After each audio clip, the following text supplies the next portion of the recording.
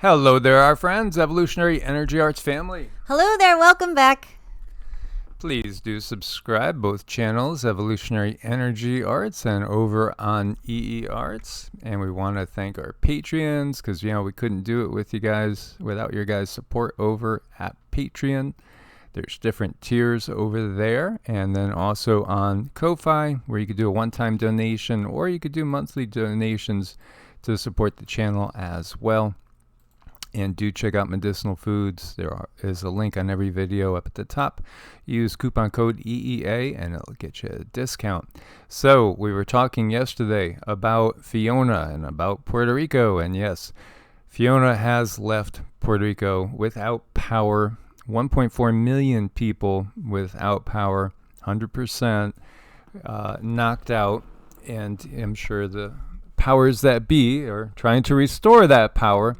And this is not the first time, this is 5 years, almost to the day where we had Maria, it was, that came by. And I remember that very, very well because, 2017 was such a significant year with the X marks the spot, the first of two eclipses that came in. Some people say Revelation 12 sign in September started the official tribulation. Yeah, if that's the case, hey, we're 5 years into the tribulation. And here we have, once again, Puerto Rico being devastated by a big storm. Which is really, really not good. So please, let's send our intentions and our energy toward those who need help the most. At least 196,000 people without potable water. As you could see this photo, that was a pretty structure that is not going to be there in the very near future. Well, you can see this was just a devastating storm. Again, not that strong of winds. It's all about the water. And here's a bridge that gets washed away. It's a mess. I mean, we run into this in many areas. Now, obviously Puerto Rico is an island. Puerto Rico has a very, very interesting history. It's a unique blend of many different people. You have people there that are what we would call indigenous at this point in time, although, man, is anybody indigenous to any area when you recognize the cataclysms that have come over the thousands and thousands of years of our history that we know about, and then all that history that we don't really know about that's been covered over. There's been just massive migrations of survivors time and time again from one area to another, just searching for safety and a way to sustain themselves. I've been blessed with being able to get to Puerto Rico several times. Lovely island, great people, especially like the south and the western coasts, a little bit more out there in the country type of feel. And yet here you go, they had this 5 years ago and they have it again. And, it's just massive, massive devastation. So again, our prayers go out to everybody over there. Absolutely. Please send them good energy, good prayers. They really need it. Smallest French corn crop since 1990 shows the drought's huge toll. Yeah. And, again, some places way too much rain, other places not enough rain. And, here you have the corn crop. Now, corn and wheat are two crops that humanity has grown to depend on in these modern times to a very, very high degree. One of the things that I did recently, because we have personally stocked up on rice, beans, and lentils, those three big staples. We also make our own breads, make our own tortillas. So I do buy wheat in 25-pound organic bags, which gets me thinking I have some rye I need to use. And the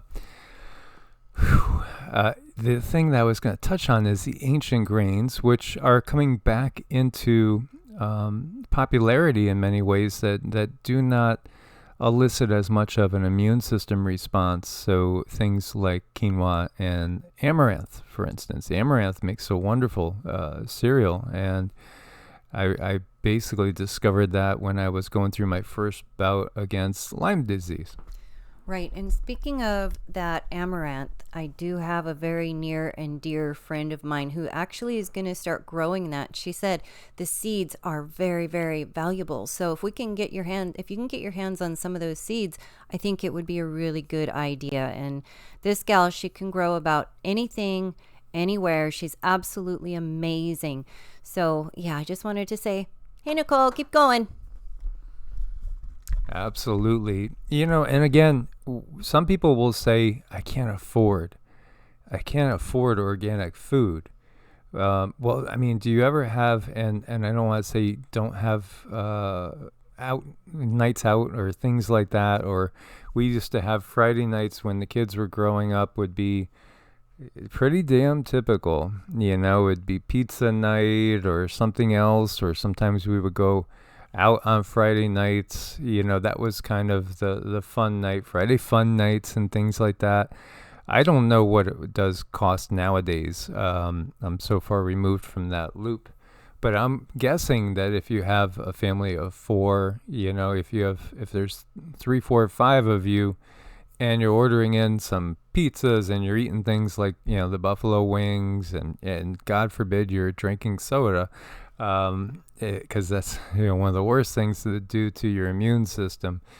I'm sure it probably could cost a good $40, $50, $60. Well, for that amount of money, you could buy 25 pounds of organic, either rice, lentils, beans, wheat, amaranth, quinoa. And so looking to the bigger picture, that 25 pounds could give you many meals, and nutritionally actually give you a better nutritional basis upon which to build. Mm-hmm. Yes, I mean, get into that education about these grains. They really can do a lot for the body. Absolutely. And here we see bread prices in the EU grow 18%, which is a record year over year. In some countries, much worse, 60% increase in Hungary. That is huge. And this is only going to be spiking a lot higher. And German bakery slapped with a what? 330,000 euro gas bill? 330,000. Wow. This was after a new energy company suddenly terminated their contract with guaranteed pricing until the end of 2023. Are they crazy? Said the owner. He's got 14 days to pay that amount. A year ago, we paid $5,856 a month in gas cost for our large furnaces and heating. His supplier hasn't given him a reason for the 1,200% price increase.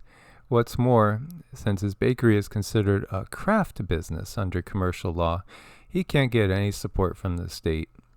He claims he paid $19.9 million in taxes in recent years. So obviously, this is a rich person compared to most of us out here, but still, he is obviously going to be having people work for him, and all those people will end up, unfortunately, losing their ability to bring in money and have to go scrambling and looking for another opportunity. This is so sad. So sad. And again, we see nonstop finger pointing going on. But again, it's the average person that always suffers the brunt of this. And when we look to presidents of the past, do we ever see any of the presidents starving? No. Does any of them look sickly, like they can't afford good nutrition? No.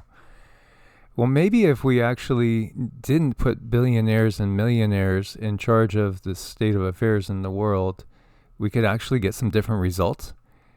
Well, it's part of the fact that the corruption is built into the system. The only people that really get into consideration at these top ends are people with huge egos.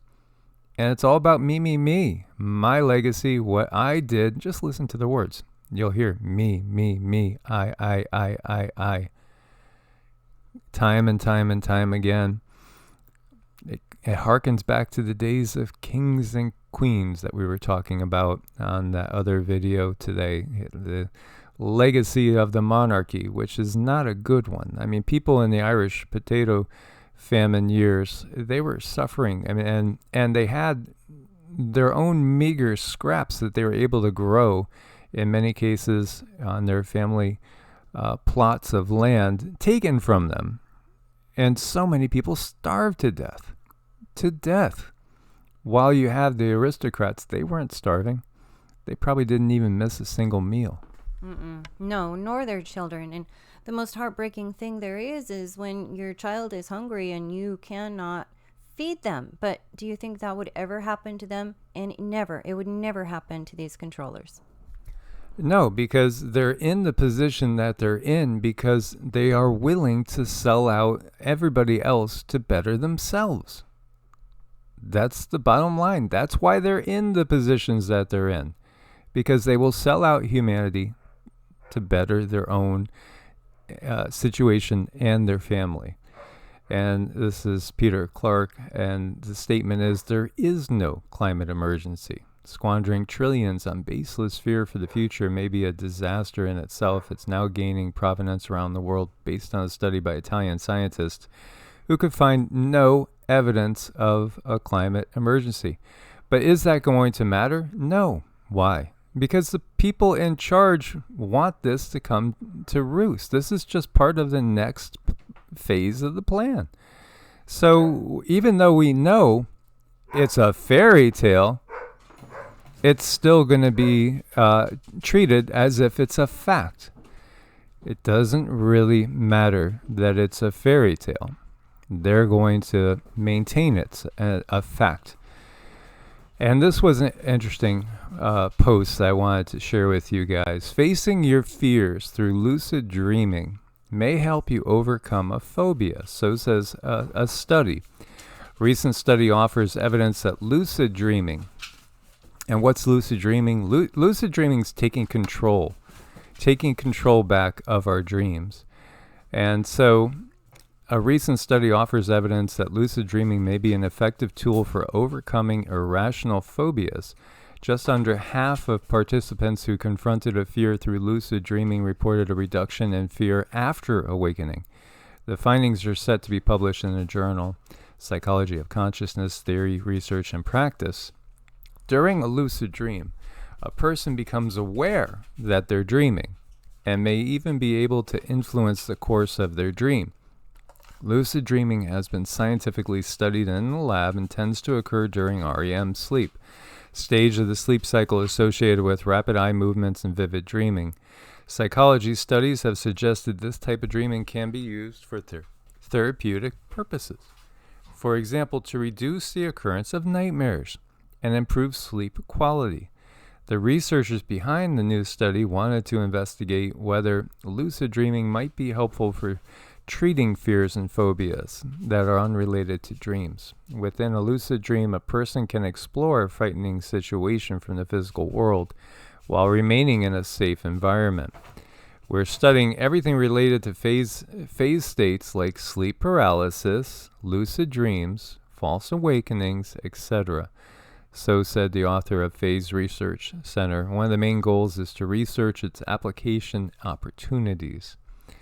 So it's so fascinating because, again, the reality is that we're not truly taught everything about the consciousness that we experience in all of its phases and all of its states.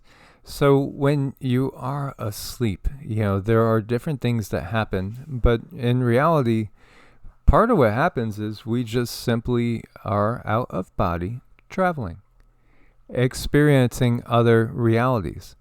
And this can get very, very entangled in many, many levels, as we are not exactly what we might think we are. We are much more complex beings. Again, you might have heard that we are multi-dimensional beings having a human experience. And again, the body is just a vehicle. So there are times when we leave the body on autopilot, so to speak. and go and explore new realms. And humanity basically is existing on 3D and 4D. Some individuals can transcend even the 3D, 4D loop that is so intertwined together at periods of time, and deep meditative states start to touch on the 5D and experience a blissful state of being where you start to get the feeling of the oneness of the all, which is the ultimate reality and the ultimate realization to be had.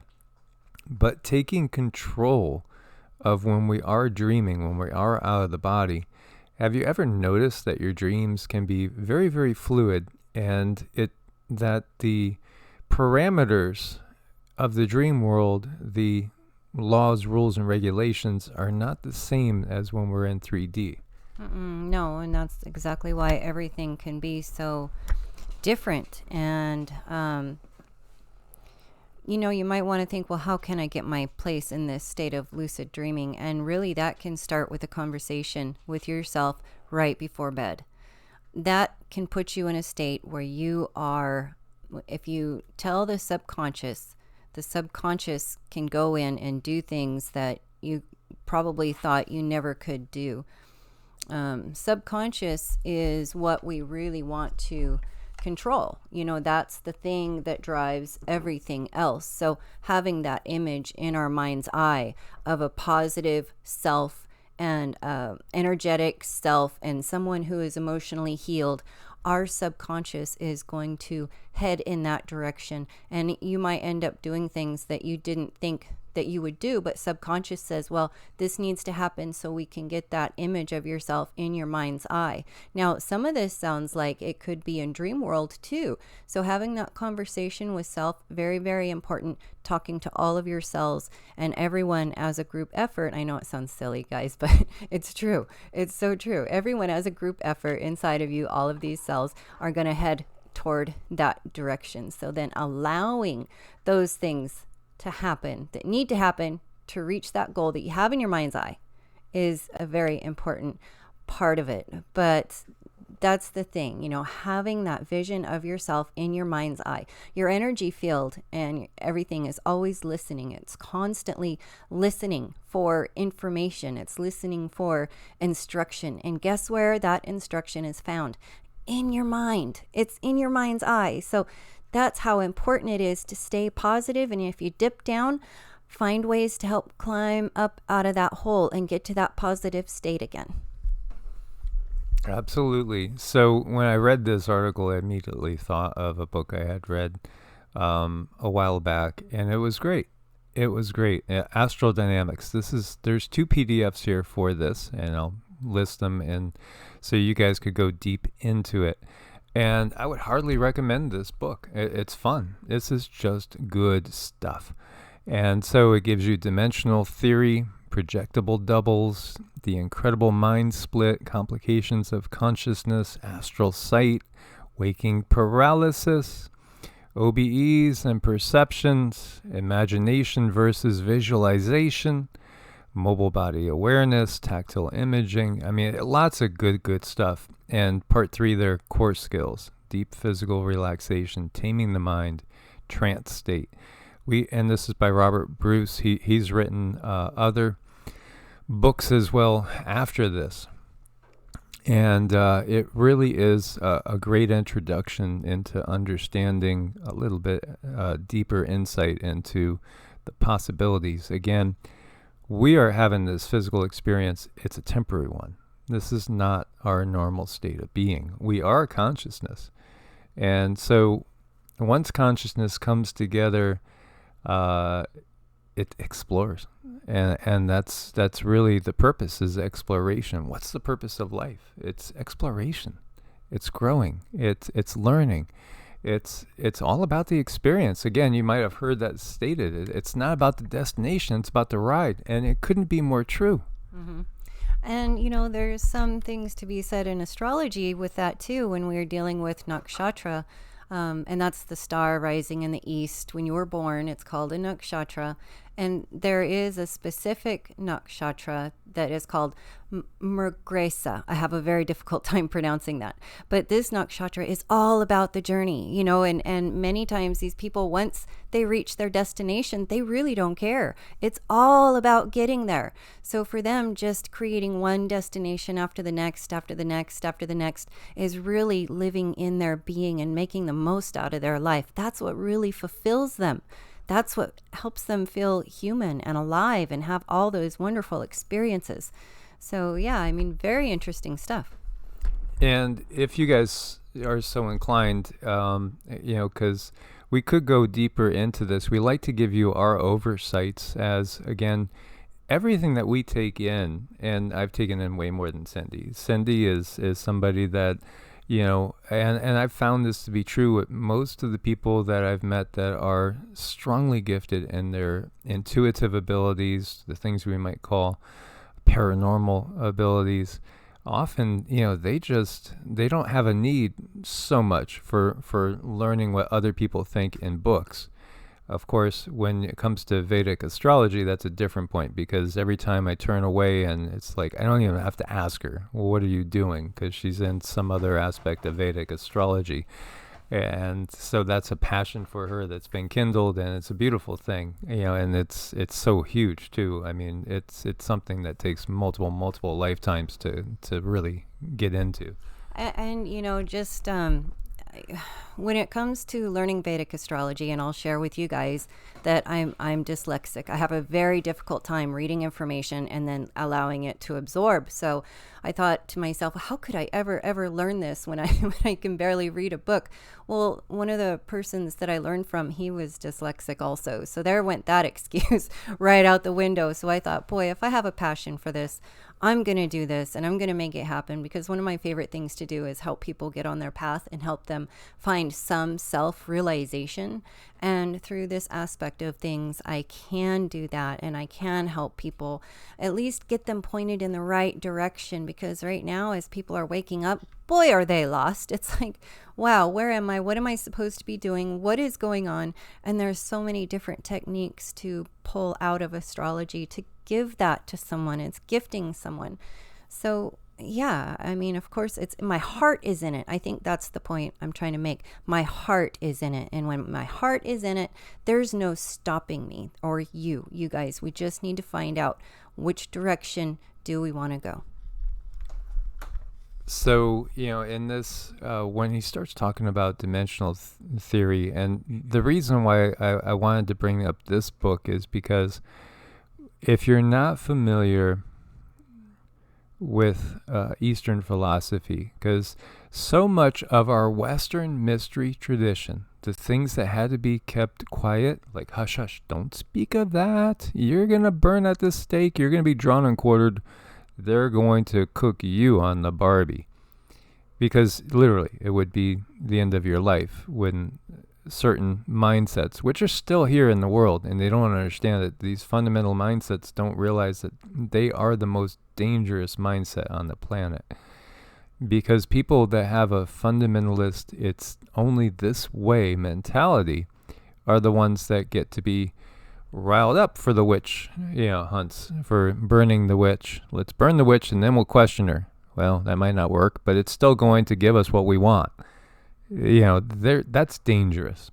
And we see that in fundamentalist people that will run and blow themselves up in a crowd and think that they're going to go to heaven and have 50 beautiful women waiting on them hand and foot. They literally believe this.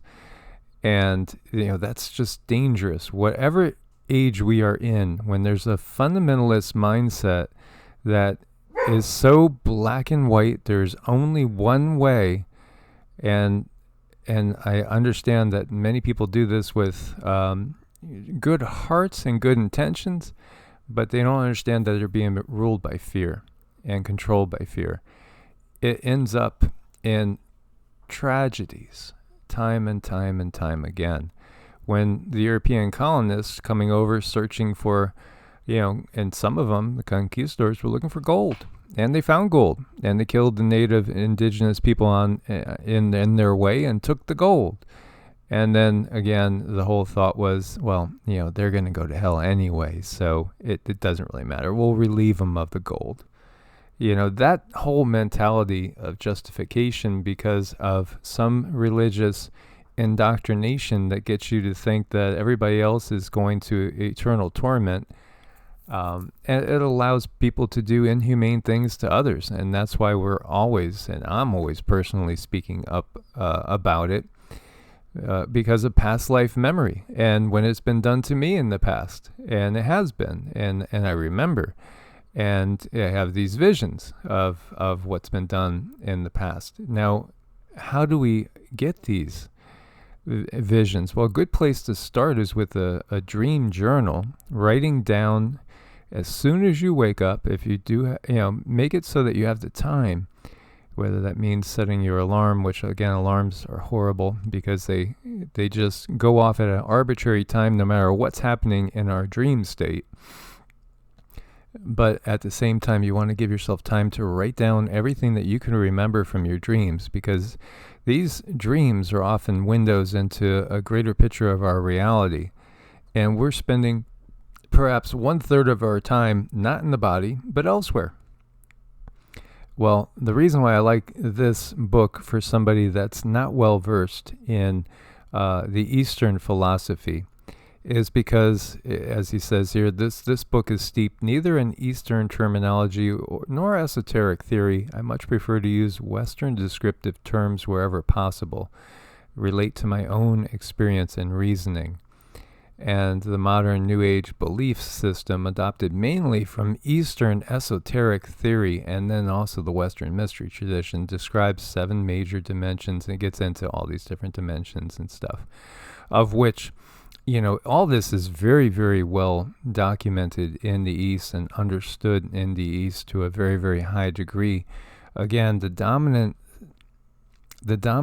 culture on the planet that we have has been given to us through the West. When we look at it, even if we look to China now, which is going to end up taking over the reins if these controllers have their will come into manifestation, it still is westernized. And when we're talking about that, it's nothing other than the natural evolution of a system that originated with the Roman Empire, and then even farther back with the Sumerians, with the beings that we again call the Igigi and Anunnaki, etc., the Asuras of the Hindu philosophy and tradition. So this is something that he's talking in terms that anybody in the West can understand, basically, and not terms where you got to study a whole new language and come up and understand Mary Grasa, like Cindy is saying. I am never going to pronounce this word right. It's okay. You don't have to, because he's going to talk in terms that you're going to understand. He's going to be talking about things in common, practical English. And, again, we can develop abilities. And this is what this book is all about. It's all about developing your abilities, going to the core skills, taming the mind, the trance state. You have to obtain deep physical relaxation. And I remember it used to take me 40 minutes to get to a certain state where I could recognize. Well, if scientists were talking about it, they would be talking about different brainwave states. It would take me 40 minutes when I first started meditating to get into that state of mind. Now it hits me in just moments. My whole perception has shifted. Just moments. I mean, not even a minute, and I'm in a totally different state of mind. But that comes from decades of meditation.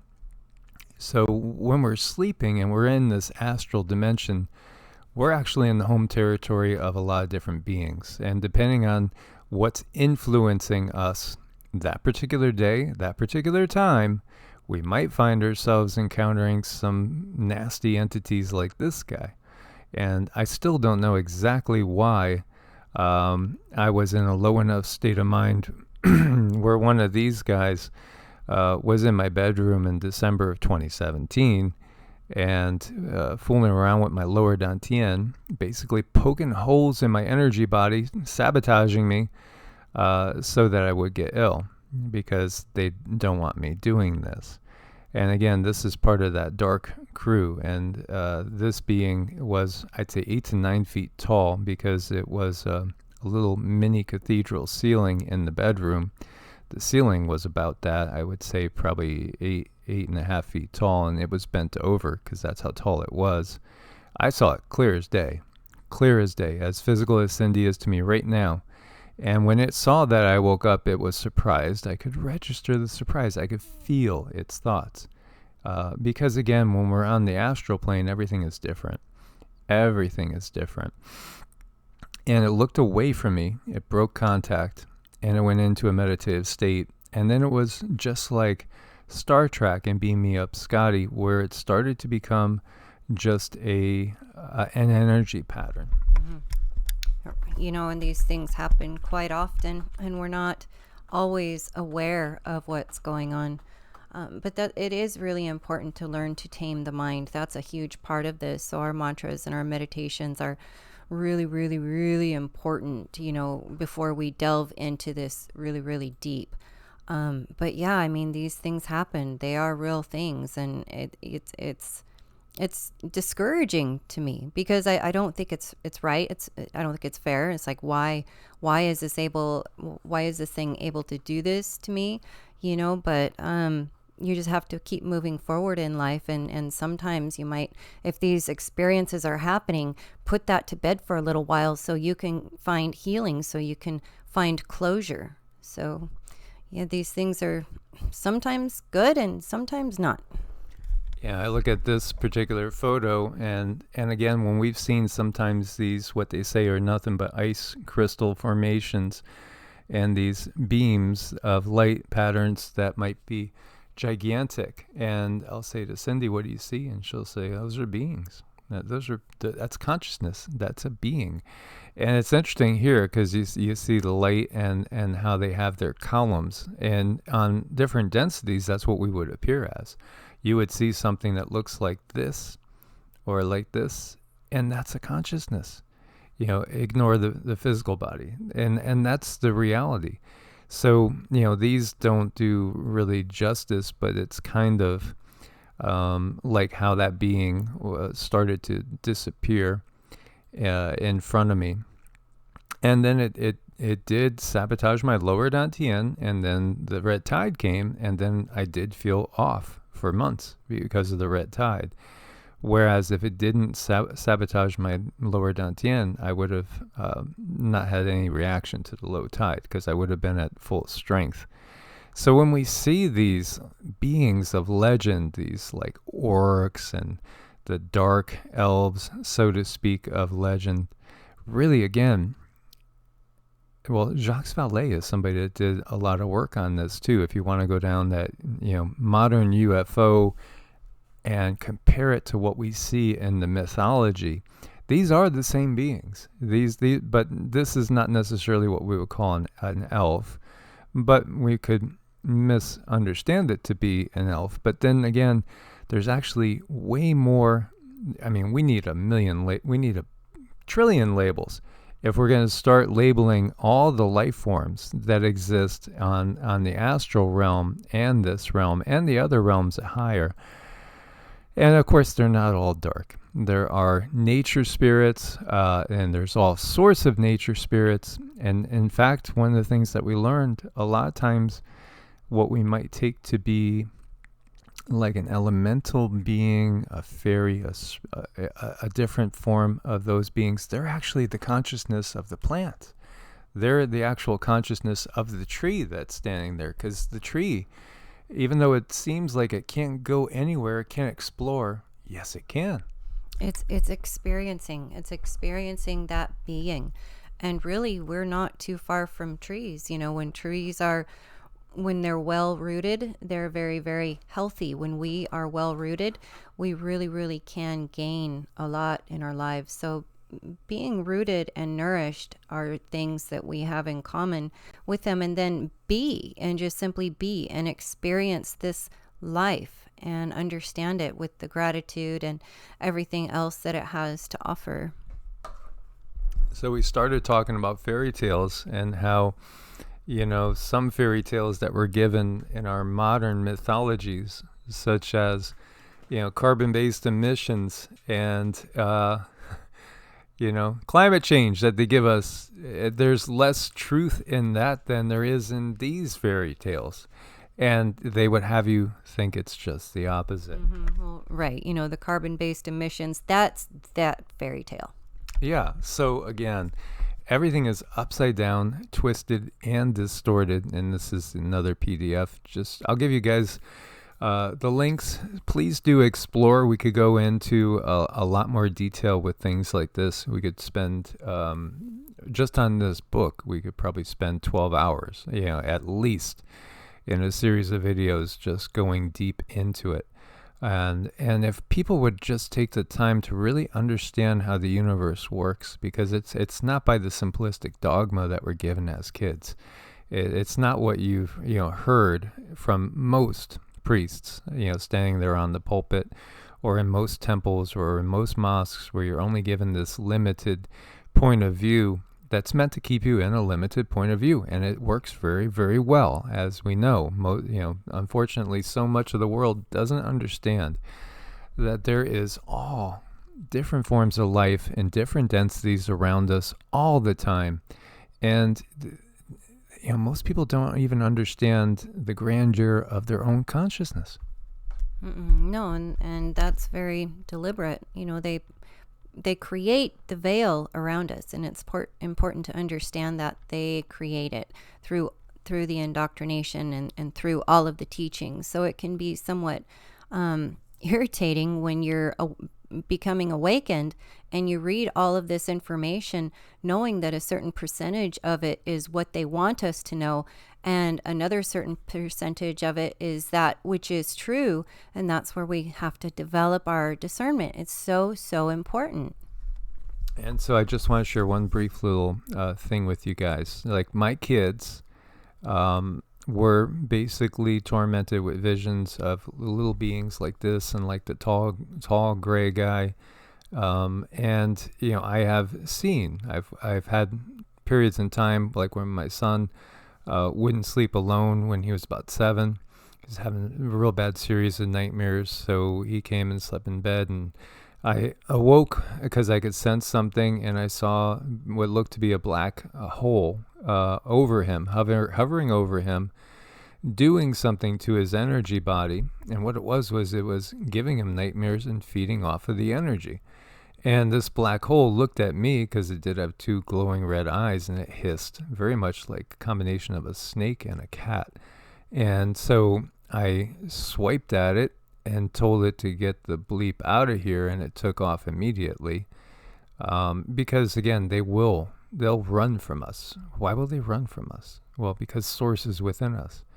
Some people will say, and there was a comment that said, I bet you never cast out demons in any other name but Jesus. I never cast out demons in Jesus' name, because I call him Yeshua. I know who the historical person really is, but we can. And if your trust and your faith is in Kuan Yin or Buddha or Isis, or if your trust and your faith is in yourself and your higher self, it'll work, because source is in us, all of us. And so all of us can create the circumstances to push these things away. But that is a never-ending battle, because as soon as you watch that bit of news that creates conditions of fear in you, and you go to sleep, if that's what's going in your subconsciousness, then the likelihood of you encountering, some dark little entity is increased. So also, turn off your router, turn off your cell phones, put your phone on airplane mode, or better yet, turn them off or put them in cases where they can't receive signal, because our technology is highways. This is how they get about. They are not physical like we are physical, but some of these can manifest into a physical form in front of our own very eyes. And again, they use the technology as a superhighway to go from one place to another. They use the fear-based traumas, the news, and all that to lower your vibrations, so they have full access to you all the time. My guides came to me when I was about the same age as when my son was going through his torment and tortures, and they showed me that you should turn the tide on them. You can turn the tide on them. When they attack you, you could attack back. You don't let a bully you, because he will always pick on you. You have to face him head forward and just attack straight on. And I remembered that, and so I did. And it worked. And again, I was blessed with many things, including finding another book, which I've shared with you guys, in a house that we had moved into, and there was nothing in this entire house, but in the basement was hidden a book, which was written by Franz Barden, and was all about the Western mystery tradition. It was all about creating egregores, which are thought forms. It was all about working with elementals. It was all about these astral dynamics in a more esoteric format than this particular book. But it also taught me so many things. And what it taught me was we need to face our fears head on, and fears that are not faced head on will fester. So it's best to develop that strength from within. It does. It takes a long time and a lot of meditating and a lot of going within. So as always, guys, may you be blessed by the true creator of this universe. Much love. Take control. Namaste. Namaste.